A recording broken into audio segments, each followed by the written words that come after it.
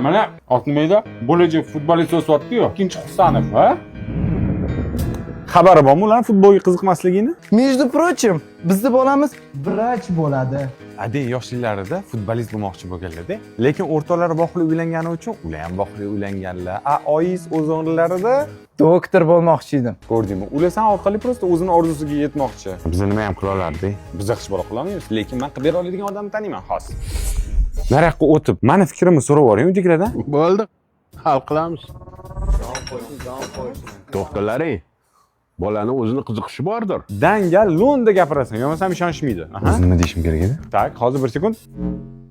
American University of Technology'ga topshirmoqchiman, chunki u Arizona State University bilan hamkorlikda ishlab, xalqaro standartlar asosida ta'lim beradi. Eng zo'r universitetlar orasida top 1% qatorida. Jiyan, Amerikada nima bor? Undan ko'ra Yevropaga bor. O'sha yerda futbolchi bo'lib, nimadirlar qilsang bo'lmaydi. Kamiga mashinali ham bo'lib qolarmiding? Yo'q, undan ko'ra men ikkitali diplom olganim yaxshi. Voy, nima qilarding bolam? Chetda ko'rib kelarding. Biz ham sen bilan birga ko'rardik. Magistraturani so'ravering, magistratura. Ezvording.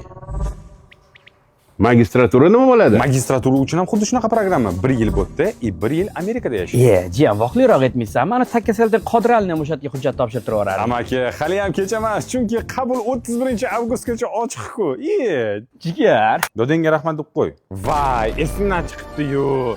Bu yerda 4+1 programmasi bor-ku, axir 5 yilda ham bakalavr, ham magistraturaga ega bo'lasiz. Bo'ldi-da endi.